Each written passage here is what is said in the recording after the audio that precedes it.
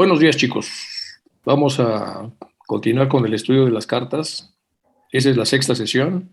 Tuvimos la quinta A y la quinta B, casi casi es la séptima, de hecho, pero es la sexta sesión formal del estudio de las cartas. Vamos con la invocación de Radha Burnier. Hay una beatitud y un poder más allá de nosotros mismos que viene en ayuda de aquellos que están preparados para recibirlo. Nos dirigimos respetuosamente hacia aquella beatitud, aquellas grandes fuentes de las cuales emanan incesantemente la fortaleza y la inspiración, hacia todos los que estamos resueltos a abandonar el yo personal para desarrollarnos, aprender y compartir fraternalmente y sin reservas. La invocación de Anibesan. Oh vida oculta que vibras en cada átomo, oh luz oculta que brillas en cada criatura, oh amor oculto que todo lo abarcas en la unidad. Que cada ser que se sienta uno contigo sepa también que es uno con todos los demás. Nos dirigimos con respeto a los grandes seres de luz infinita, las divinidades que ayudan a la humanidad, a los amados Mahachohan y maestros de sabiduría. Pedimos su auxilio para comprender lo oculto. Permítanos trazar un puente que nos bendiga y nos facilite la inspiración apropiada.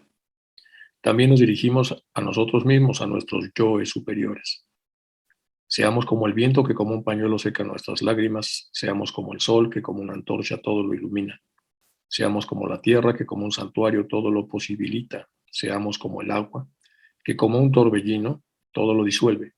Seamos como el estudiante fiel que nunca pone en duda a sus maestros, que siempre los ama con devocional afecto, que siempre los admira y los respeta, porque sabe que son el divino camino que a todos nos aguarda. Bueno, nos habíamos quedado en la parte previa a la carta 7, ¿se acuerdan? Y aquí tenemos que ver algunas cosas con cierto detalle. Estamos con las cartas que compiló Hinerajadasa, que era vicepresidente de la Sociedad Teosófica. Bueno, tenemos que ver a los rostros del egoísmo, condicionamientos, prejuicios, envidias, apegos y celos, condicionamientos, caminos transiteados que nos han dado una posición y un nombre, afirmaciones que hemos hecho y que son conocidas, alianzas, prejuicios, envidia, apegos, celos. Bueno, todo esto del ego inferior que tantas complicaciones nos genera. Bueno, este es un trozo del libro Vida Interior de Led Viter. Este libro es un libro muy peculiar. Resulta este libro en los atardeceres de Adyar, estaban tanto Annie Besant como él respondiendo preguntas a los alumnos que les hacían preguntas de todo tipo. Y cuando pasaron una serie de meses o años de estas reuniones que deben haber sido maravillosas en los atardeceres de aquel lugar, a alguien de ahí se les pidió que hicieran un libro con muchos de los contenidos de lo que allí se había dicho, e incluso lo pagó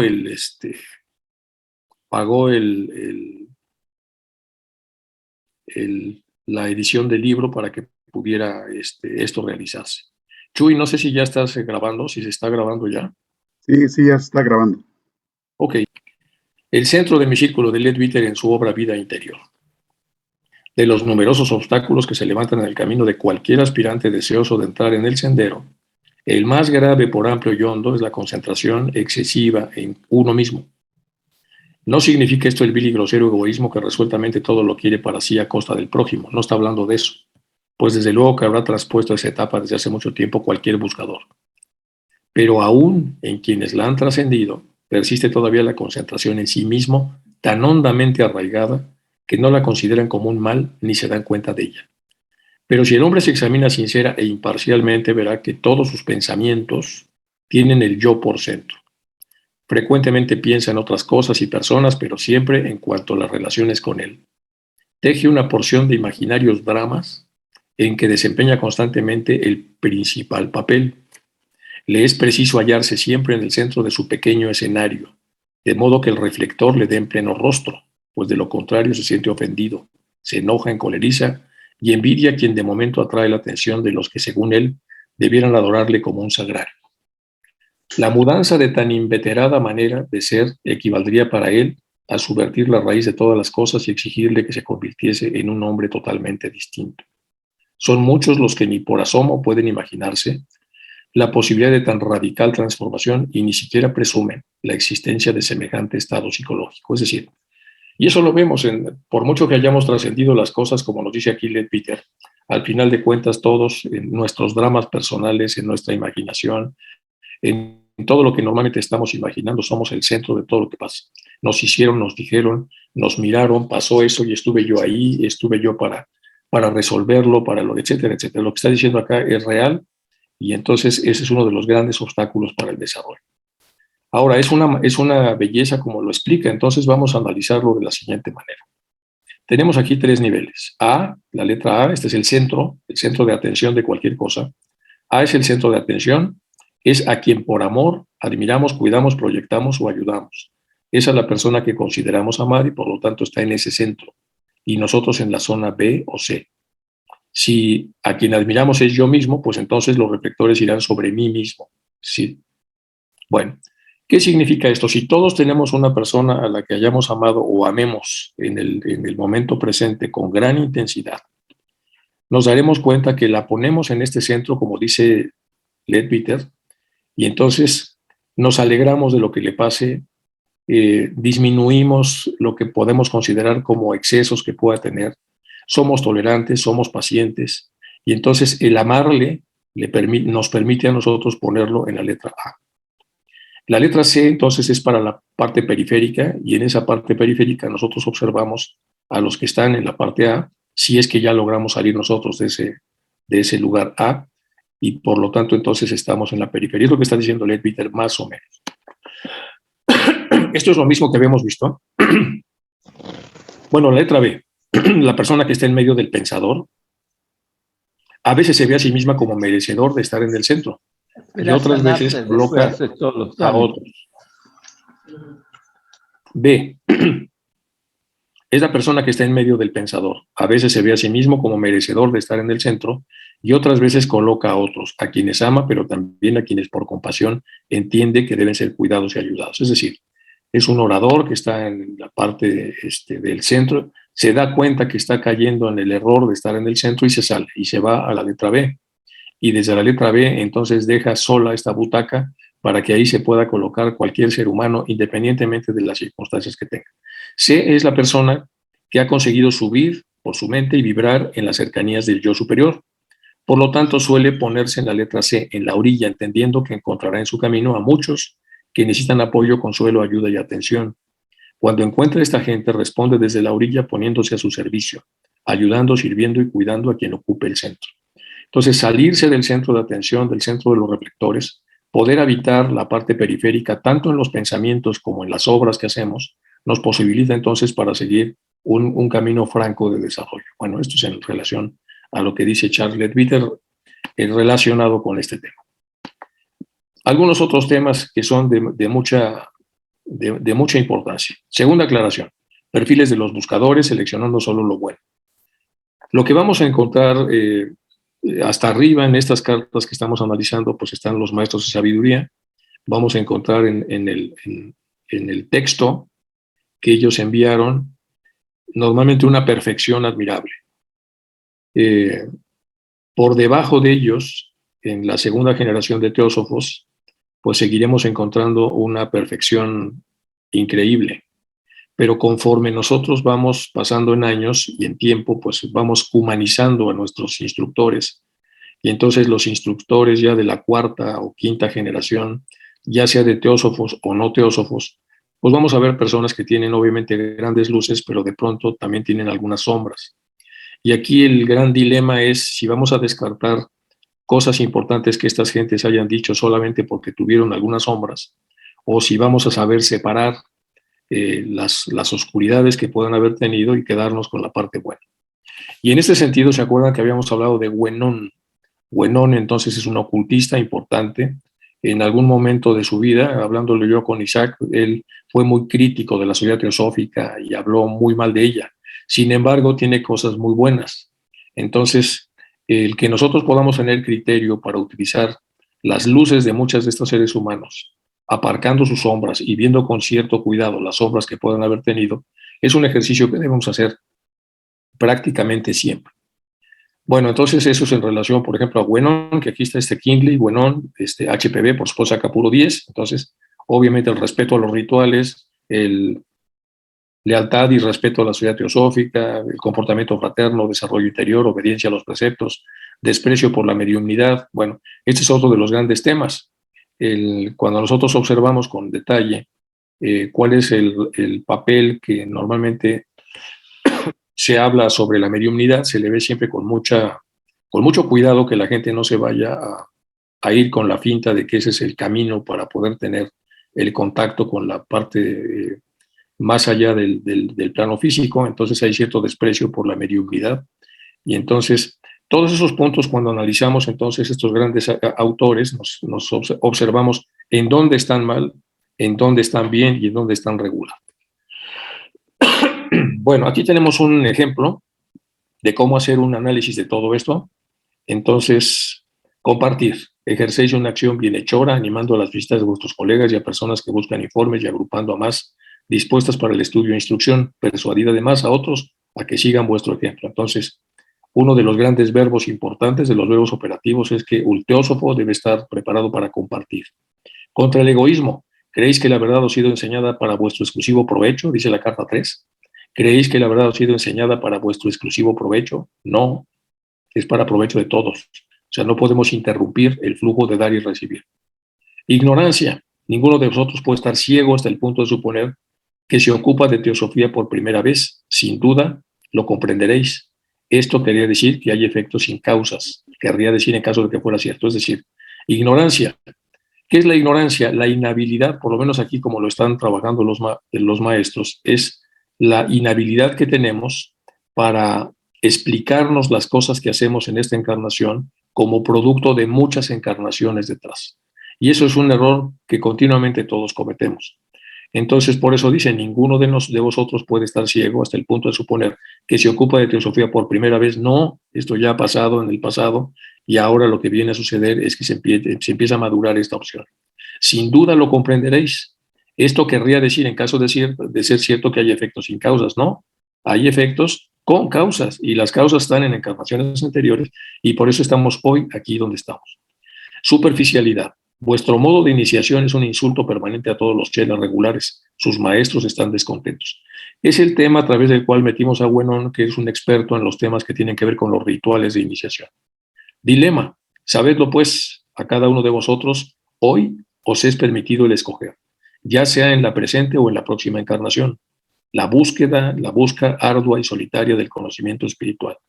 O bien esta búsqueda perseguida en compañía de vuestros colegas de hoy y grandemente facilitada por vuestras simpatías y vuestras aspiraciones comunes. Bendiciones para todos aquellos que lo merezcan, dice el maestro K.H. Esta es una concentración de la carta 3 y un poco de explicación de que probablemente en algunas explicaciones lleguemos a ver a personas que han tenido grandes profundidades en su manera de expresar cuestiones relacionadas con el ocultismo, pero que también, por supuesto, que tienen sus sombras. Este es un libro que se llama, es un libro de James Carroll, está relacionado con los ritos de iniciación, de que ya nos hacía referencia a la carta 3, que era muy importante tener los rituales apropiados y hacer las cosas como se deben.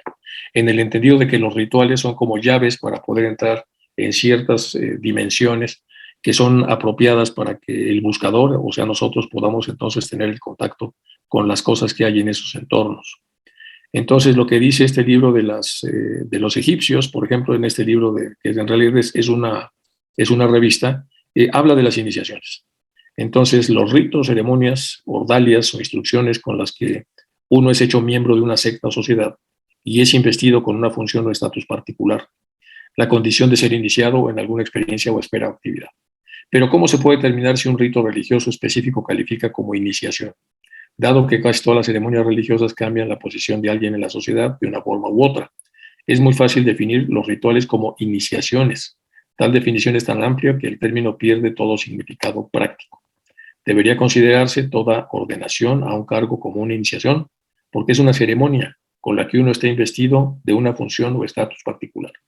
No solemos pensar en las iniciaciones de esa manera, sin embargo, no está claro cuándo debe limitarse el término. Y luego aquí viene un poco del contenido de lo que estamos hablando acá respecto a las iniciaciones. ¿De dónde viene todo esto? De lo que habíamos visto acá, ¿no? Sabedlo pues, hoy es permitido escoger, es un poco antes, esta es la carta 3. Aquí está. Para nosotros, el tema de las iniciaciones y hacer los rituales apropiados es un acto sagrado, dice el maestro. ¿Por qué ha de ser de otro modo para vosotros? Si cada miembro tomara por divisa las sabias palabras de un muy joven pero ardiente teósofo y repitiera como Bertram Kingsley, soy teósofo antes que ser inglés, nunca ningún adversario tiraría por tierra vuestra sociedad. Sin embargo, los candidatos deben aprender y los antiguos miembros recordar siempre que la sociedad ha emprendido una tarea muy seria y que desde el principio debe trabajar también muy seriamente, volviendo teosóficas sus propias vidas. El diario ha de ser debutado bien y de continuar apareciendo. Debe constituir el complemento natural. Bueno, esto es lo que ya habíamos visto y aquí estaban este es el huenón del que ya habíamos hablado, con sus luces y sus sombras. Todo esto ya se vio y aquí está. Aquí está. Vuestro modo de iniciación es un insulto permanente a todos los chelas regulares. Sus maestros están descontentos. Bueno, con eso entonces ya cerramos el análisis de la carta anterior para poder ya orientarnos a la carta que sigue. Conclusiones: las iniciaciones son ritos mediante los cuales el iniciado es trasladado simbólicamente de un estado de ser a otro, de una parte del tiempo a otro. El pasaje involucra varios ensayos o pruebas de conocimiento. Se recrea un mito central que a menudo trata de la muerte y la resurrección, etc. Y aquí viene entonces percepción, selección y elección de la ruta hacia el desarrollo, confirmación interior de que la ruta es la correcta para cada cual, es decir, yo quiero desarrollarme, quiero llegar a otro nivel. Inclusión en el grupo elegido. Para la inclusión se realiza una iniciación relacionada con la confirmación de la intención de pertenecer a ese grupo al que todavía no pertenezco y al que por méritos deseo yo pertenecer. Después de este rito, la persona que estaba afuera ahora está dentro del grupo si es que ha tenido la suerte, la disciplina, la entereza de poder hacer todo lo necesario para poder estar ahí. Una vez dentro, habrá portales de desarrollo a través del esfuerzo y el mérito. El buscador llegará al límite de un escalón y será examinado para otorgar el acceso al escalón siguiente. Este examen es una segunda iniciación y estará confeccionado por pruebas venidas de lo celeste y los rituales en lo terrestre.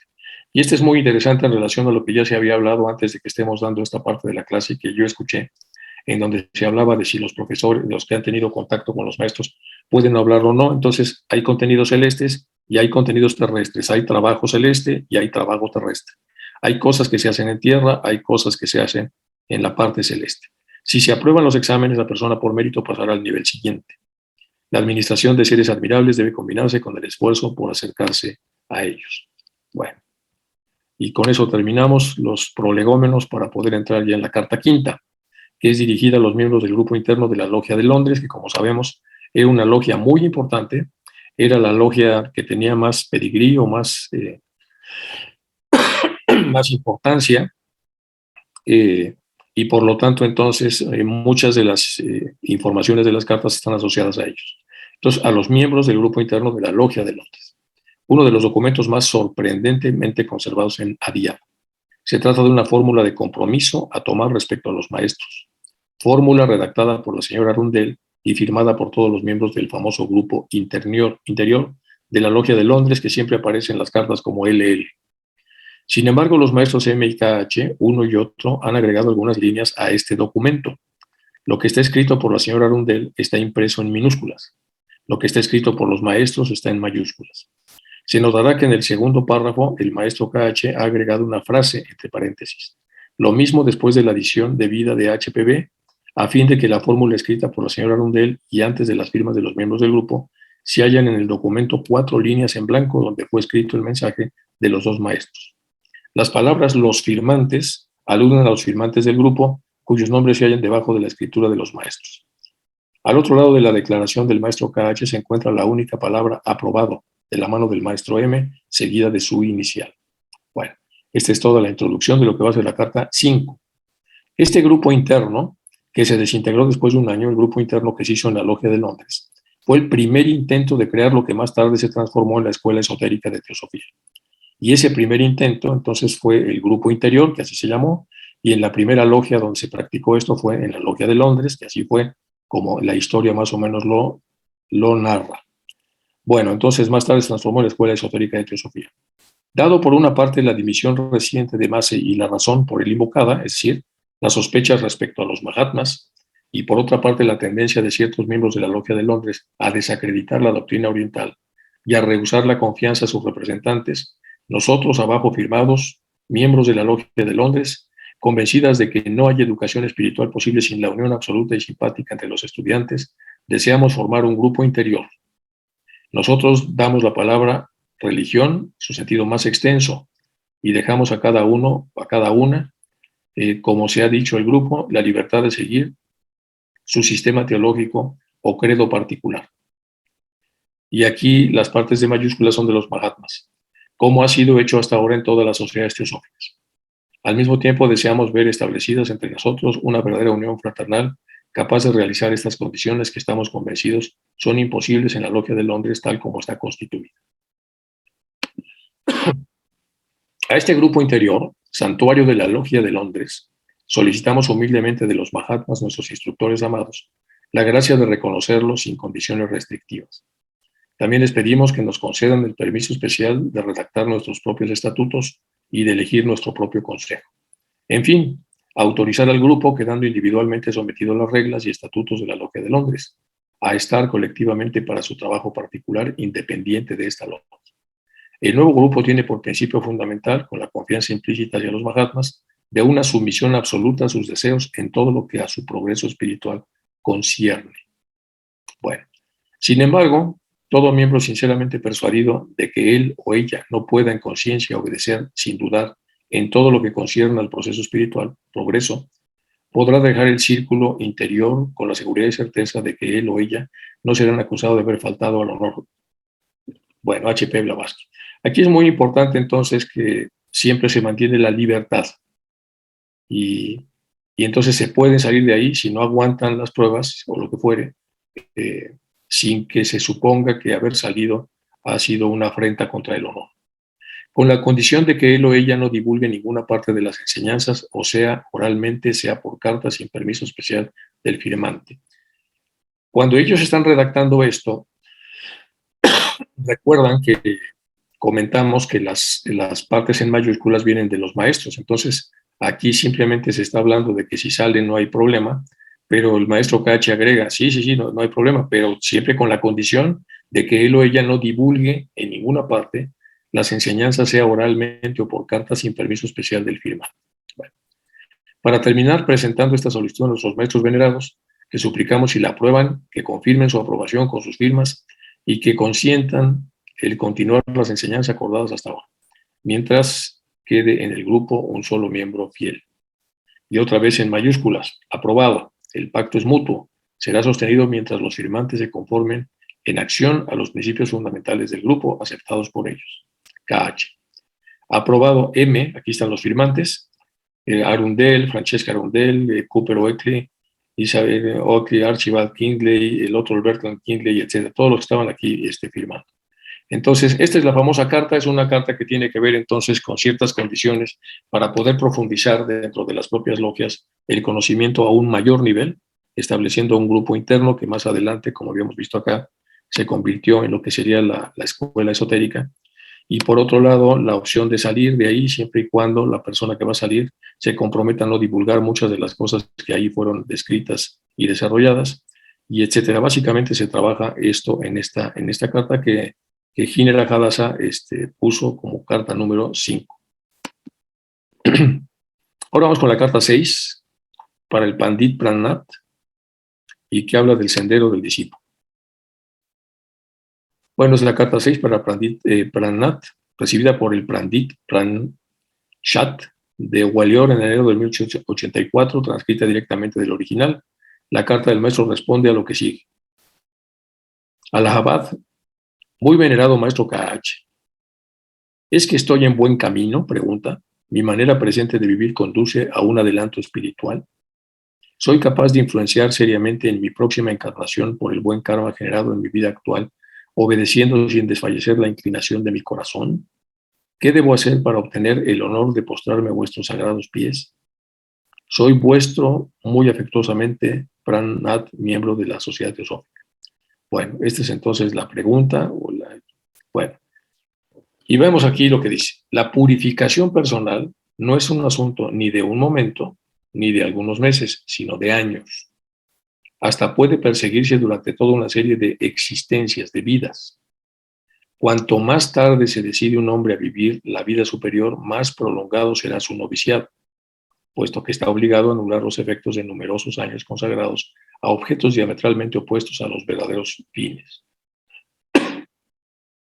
Cuanto más enérgicos sean sus esfuerzos, más brillantes resultados tendrá y más se acercará al portal.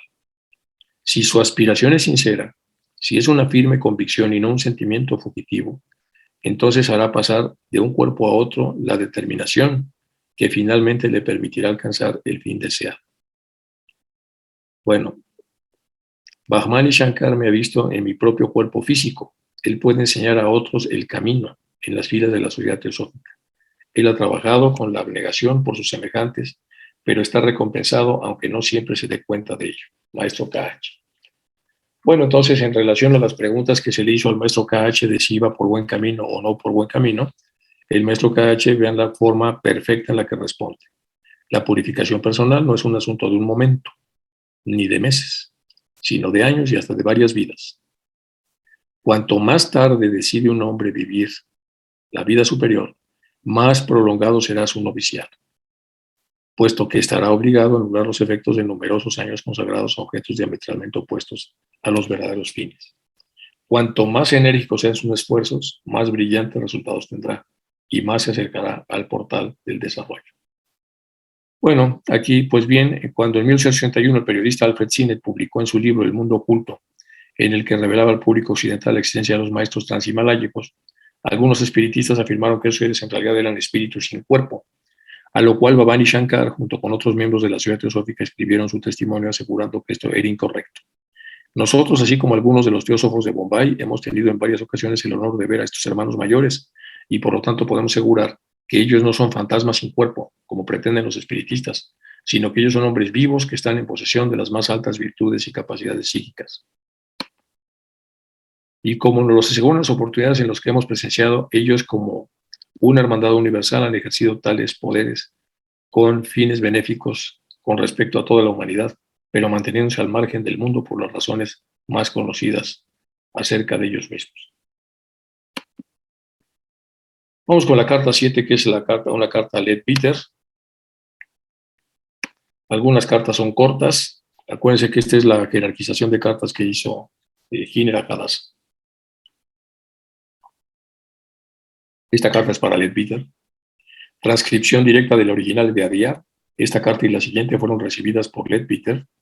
La primera el 31 de octubre del 84, de 1884 por la mañana. La segunda el mismo día a medianoche. La primera carta llegada del correo llevaba el sello postal Kensington. La segunda carta fue precipitada en presencia de Charles W. Leadbeater. La primavera última, el 3 de marzo, me dirigisteis una carta que confiasteis a Ernesto, aunque este mensaje no me llegó jamás, y era poco más o menos seguro en vista de la cualidad del intermediario. Su contenido no se me ha escapado. Sin responderos en el momento mismo, os he transmitido una advertencia por Upasika, o sea, por HPV. En vuestra carta se decía que desde la lectura del budismo cetórico y de Cisimbel, vuestro único y gran deseo es el de colocaros como chela bajo mi dirección a fin de adelantar en el conocimiento de la verdad. Bueno, continuáis y me da a comprender que es casi imposible llegar a Chela sin ir a la India. Vos esperabais emprender este viaje algunos años más tarde, aunque lazos de agradecimiento os retenían en ese país. Ahora contesto a lo que precede como también a vuestras otras preguntas. 1. No es necesario pasar en la India los 7 años de prueba. Un chela puede pasarlos en cualquier país. 2. No depende de mi propia voluntad el aceptar a nadie como chela. Esta aceptación debe ser el resultado del mérito individual y de los esfuerzos persistentes para alcanzar ese fin. Imponeos a aquel de los maestros que hayáis escogido. Haced buenas obras en su nombre y por amor a la humanidad. Sed puro, seguid resueltamente el sendero de la justicia tal como lo definen nuestras reglas. Sed honrado y altruista y no os olvidéis de vos mismos, sino para soñar en el bien de otros. Y así habréis forzado a este maestro a aceptaros. Bueno, esa es la parte más condensada de la descripción que hace el maestro. Bien, vamos a repetirla para verla con más claridad. No depende de mi propia voluntad el aceptar a nadie como chela. Primero, esta aceptación debe ser el resultado del mérito individual y de los esfuerzos persistentes para alcanzar dicho fin. Imponeos a aquel de los maestros que hayáis escogido. Imponeos a aquel de los maestros que hayáis escogido. Haced buenas obras en su nombre y por amor a la humanidad. Sed puro, seguid resueltamente el sendero de la justicia, tal como la definen nuestras reglas. Sed honrado y altruista, y no os olvidéis de vos mismo, sino para soñar con el bien de los otros. Y así habréis forzado a ese maestro a aceptaros. He ahí lo necesario para los candidatos en los periodos en los que vuestra sociedad progresa en paz. Pero es necesario algo más aún cuando la teosofía, la causa de la verdad, puesto que la vida y la muerte comparecen ante el tribunal de la opinión pública, ese tribunal de todos, el más frívolamente cruel, el más preventivo, el más injusto. Bueno, la famosa carta entonces 7 para Leadbeater con todas estas recomendaciones que tenemos que hacer entonces para poder tener la gracia de encontrarnos con un maestro así. Es necesario también considerar el karma colectivo de la casta a la que vos formasteis parte.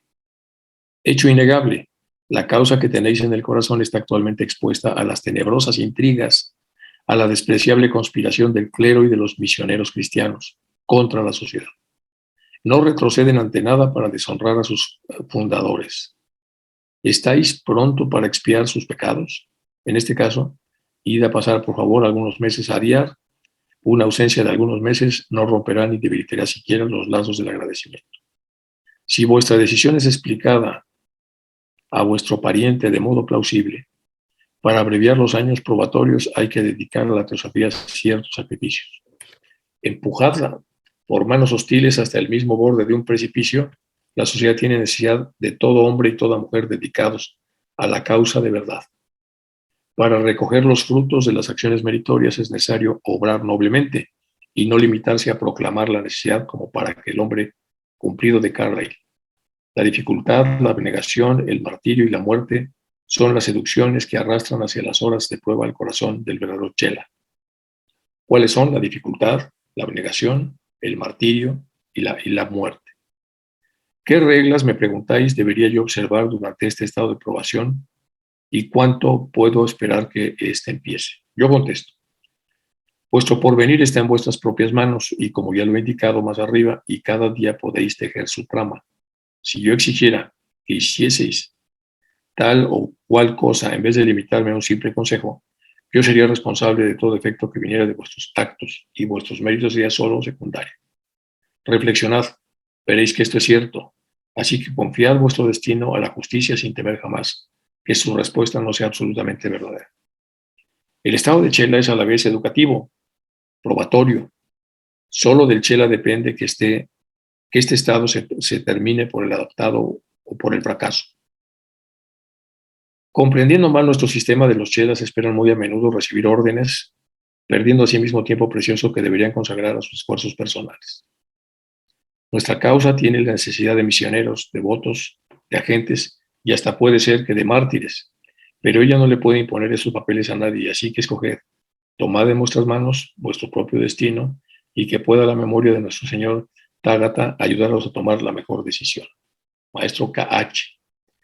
Bueno, en esta carta entonces se explican un montón de detalles respecto al porvenir de una persona, la posibilidad de convertirse en chela, etc. Notas sobre esta carta.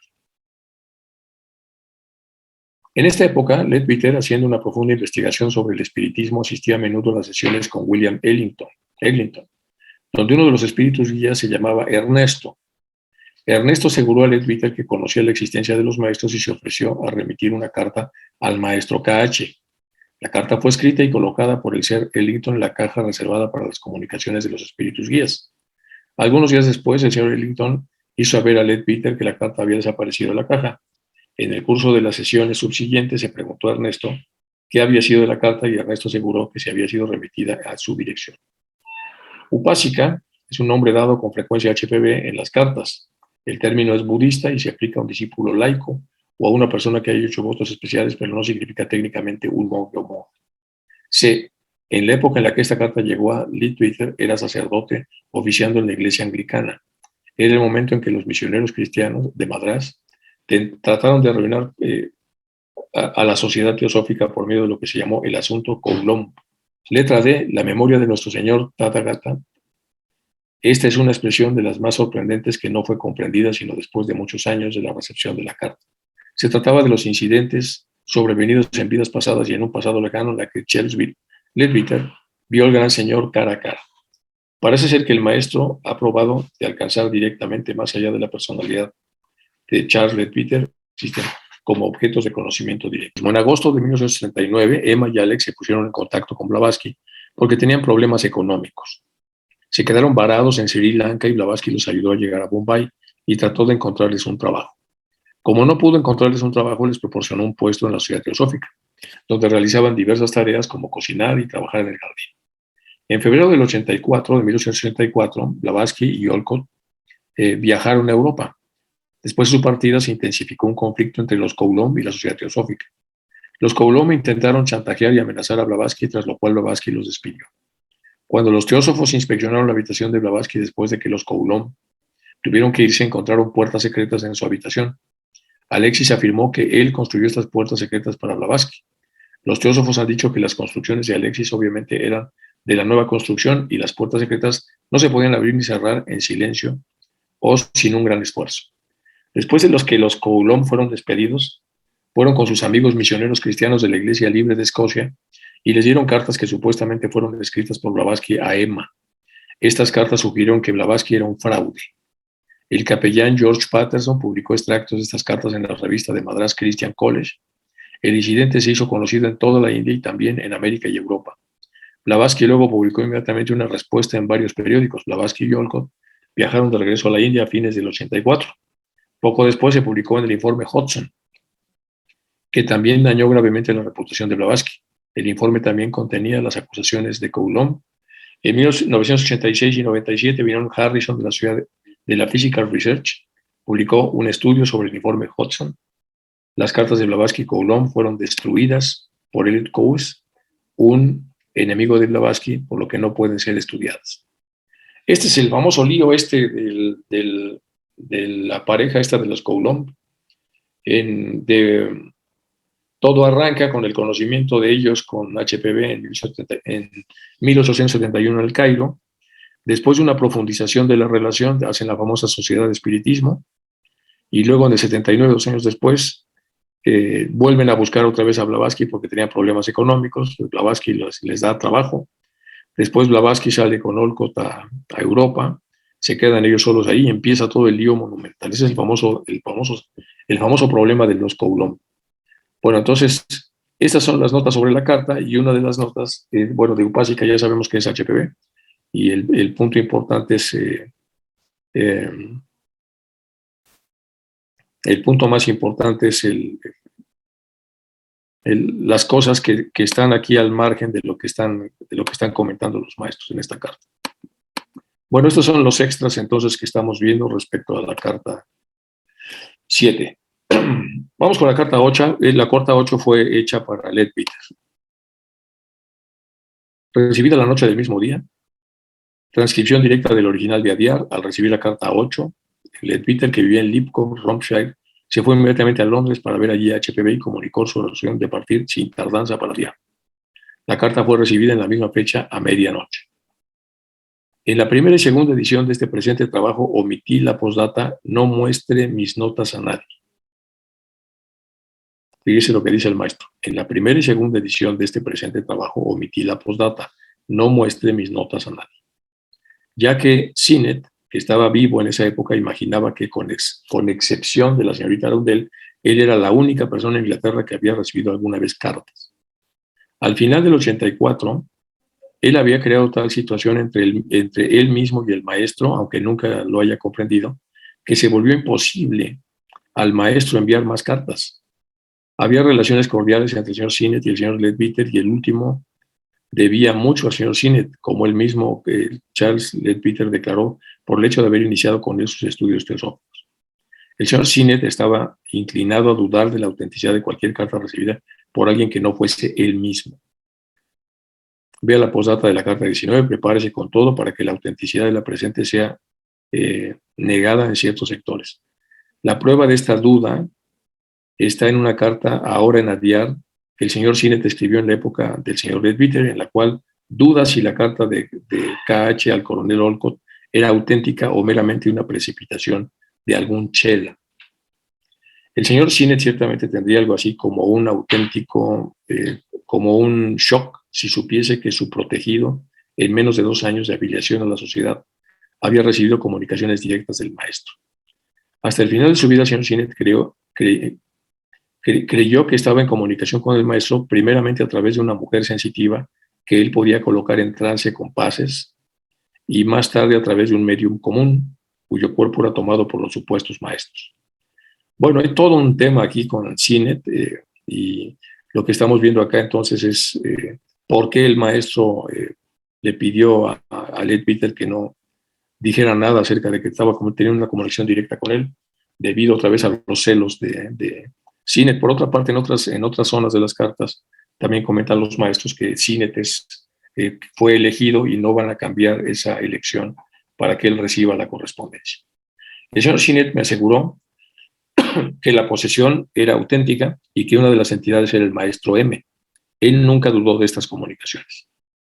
Estas 2 cartas, la 7 y la 8, no fueron mostradas por Leadbeater a nadie, excepto a mí, aunque yo haya visto apenas los sobres, sin osar leerlas en 1907. En Tarominia yo las copié y ellas fueron publicadas en el Theosophist por primera vez. Habiéndose enseñado vuestra intuición, el buen camino y el hecho de comprender que mi deseo era veros partir inmediatamente para Adyar, no diré nada más. Cuanto más pronto vayáis a Adyar, mejor será. No perdáis inútilmente ni un solo día. Embarcaos el 5 si es posible. Reunidos con Upásica en Alejandría, que todos ignoren vuestra partida y pueda la bendición de nuestro Señor y mi pobre bendición preservarlos de todo en esta nueva vida. Salud de nuevo, el Chela. Salud, mi nuevo Chela. Salud, mi nuevo Chela, KH. Bueno. Carta 9 para un miembro. Reimpresa en noviembre de 1908, por lo que dice el texto, la fecha es evidentemente a finales del 83. No suspiréis por el día en que llegaréis a ser un chela, le dice a un miembro que no queda claro qué miembro fue. No prosigáis, no persigáis un objetivo en el que los peligros y los rigores os son desconocidos. Numerosos en verdad son los chelas que se ofrecen a nosotros, y este año contamos tantos desfallecidos como poblacionarios aceptados. El estado de chela le quita el velo al hombre interior y activa a la vez la virtud dormida y el vicio adormecido. El vicio latente engendra pecados activos y a menudo se termina por la alienación mental. Echad una mirada a vuestro alrededor, tomad informes en Barley y Carnopor y juzgar vos mismo, sed puro virtuoso, vivid sanamente y seréis protegido. Pero recordaos, vale más para aquel que no es puro, como un niño, renunciar a la vida del chela. He prohibido al cuartel general dirigirme ninguna carta. KH. Postdata, la purificación personal no es un asunto de un momento ni de algunos meses, pero sí de años, puede lo mismo seguirse durante toda una vida o serie de existencias. Cuanto más tarde se decide un hombre seguir la vida superior, más prolongado será su noviciado. Este ya lo habíamos visto. La nota sobre la carta de esta postdata forma parte ya de la carta 6. Parece ser que el maestro ha empleado aquí como postdata la respuesta que había dado a la pregunta del Pandit Pranat. Bueno, esta parte de acá de esta carta, podemos nosotros entender que en esta época muchos querían convertirse en chelas, muchos querían recibir correspondencia directa por parte de los Mahatmas, y se hizo una especie de desorden. Y dentro de ese desorden, los maestros trataban de poner cierto orden y explicar cuál era el orden de las cosas. Y luego, en esta carta están ellos previniendo a las personas que no están todavía listas para poder dar un paso así respecto a las cosas que pueden suceder si es que llegasen a ese estado sin estar completamente listos para hacerlo. Entonces, por eso dice, no suspiréis por el día que llegaréis a ser un chela.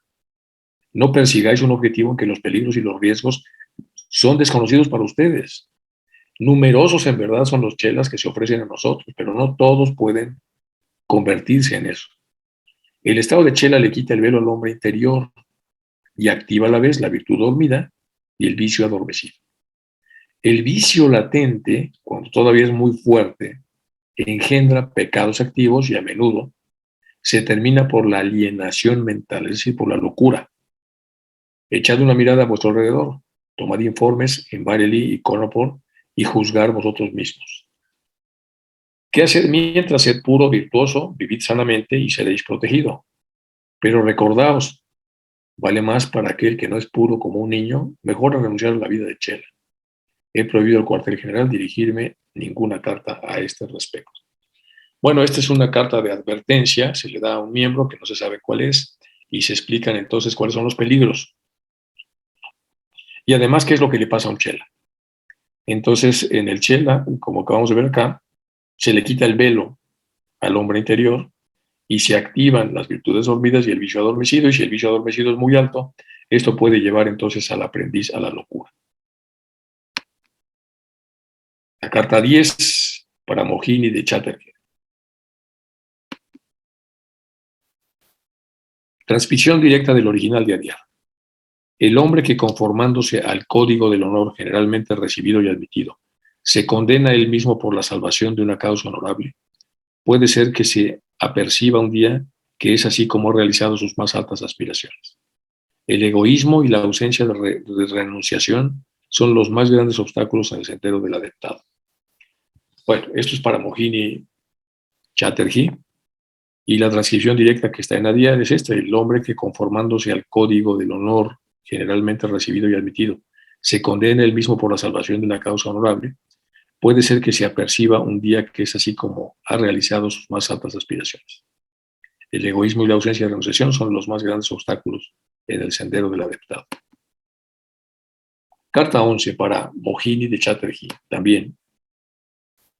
Para Mohini de Chatterjee, esta carta fue pasada por Jineracadas a la segunda serie como carta 58, transcripción directa del original de Adiar. Mis chelas no deben jamás tener dudas o sospechas respecto de nuestros agentes, ni molestarlos con sus pensamientos culpígenos. Nuestros modos de obrar son extraños y anormales, y hacen muy a menudo nacer la sospecha de cualquier tipo. Esto constituye una trampa y una tentación. Feliz el hombre al oído del cual las percepciones espirituales murmuran siempre la verdad. Juzgad por esas percepciones y no desde vuestro punto de vista mundano a las personas que nos rodean. Maestro KH. Entonces, en esta transcripción hay dos párrafos muy importantes. Mis chelas, dice el maestro KH, no deben jamás tener dudas o sospechas respecto de nuestros agentes, ni molestarlos con pensamientos culpígenos. Nuestros modos de obrar son extraños y anormales y hacen muy a menudo nacer sospechas.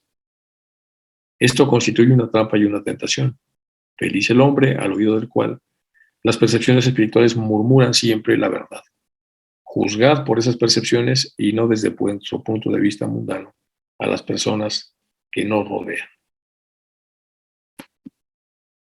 Bueno, la carta 12, otra vez para Mohini Chatterjee. La India y el movimiento teosófico.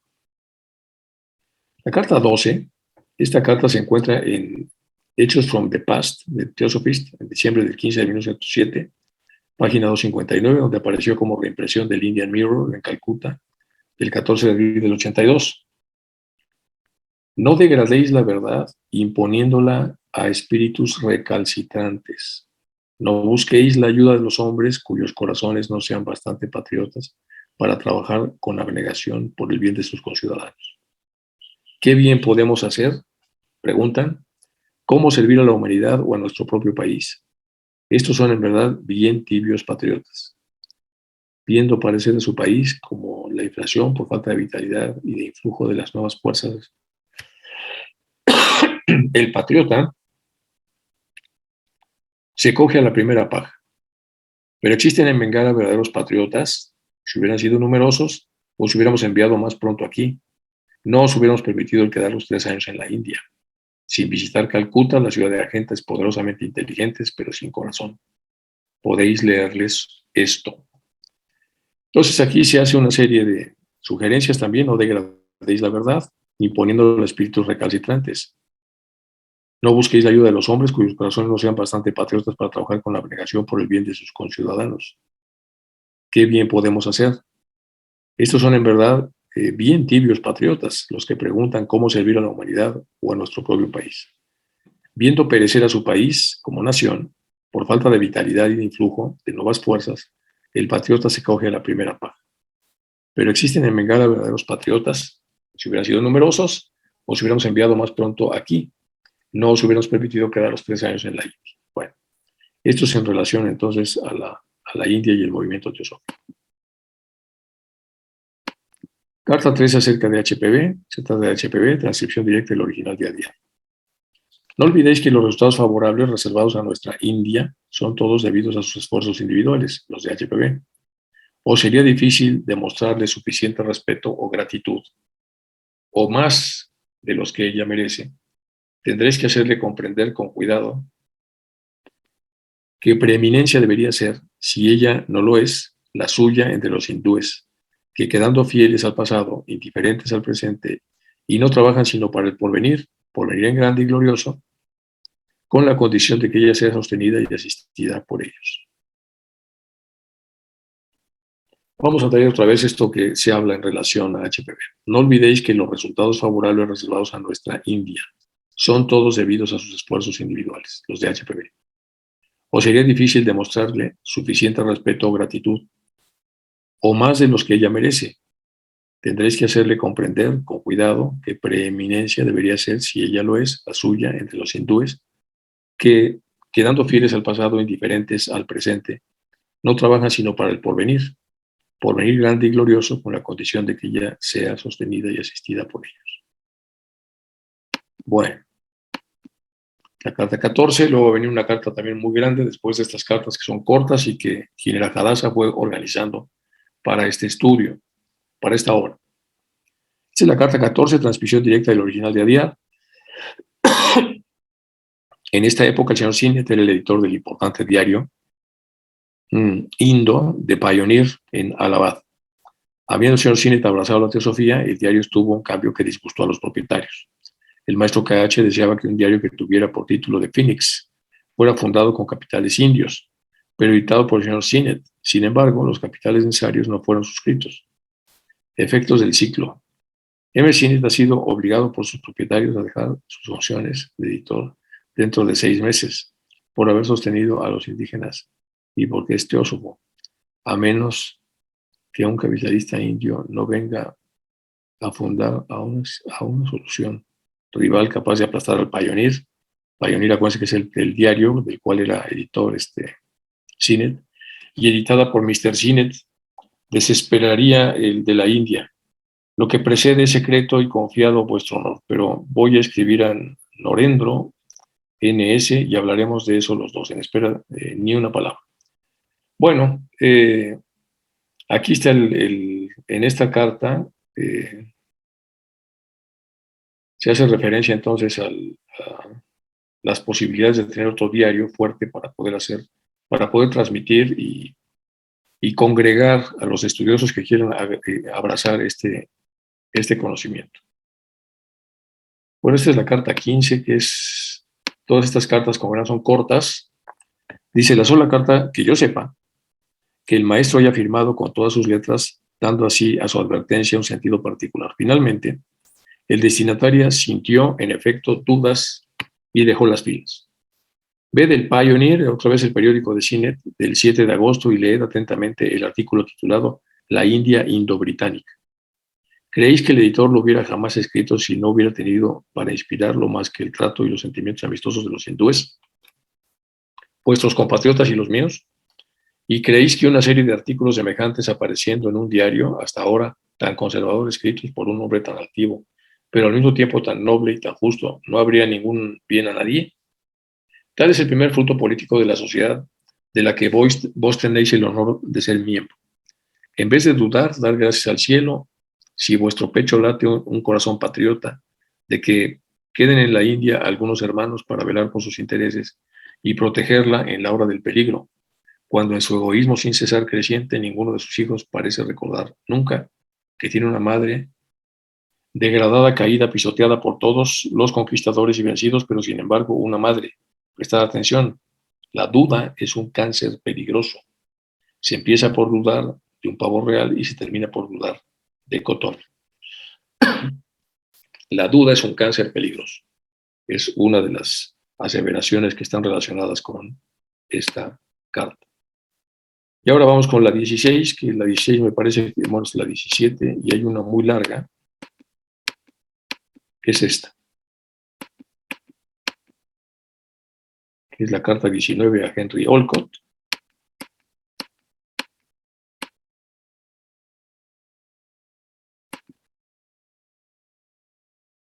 Vamos con la carta de los consejos. Nos quedamos aquí en la carta 15 de la compilación que hizo Quinel Hadassah. Y vamos a continuar la próxima clase con la carta 16 de los consejos.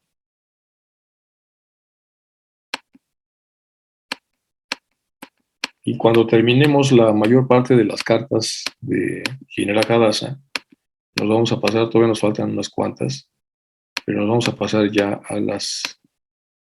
Vamos a ver a Geoffrey Barborca un poco.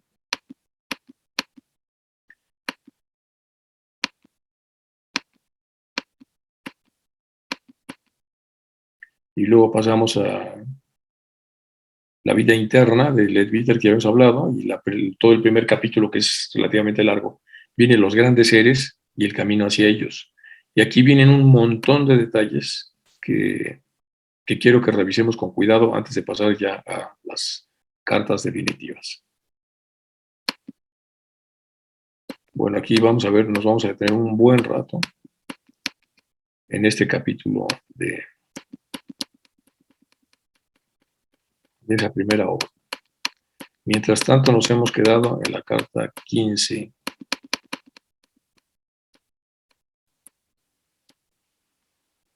Carta de consejos. Entonces, nos quedamos en la carta 16. Bueno, les voy a pedir entonces dejar de compartir, por favor, Chuy, para pasar a comentarios, preguntas, dudas.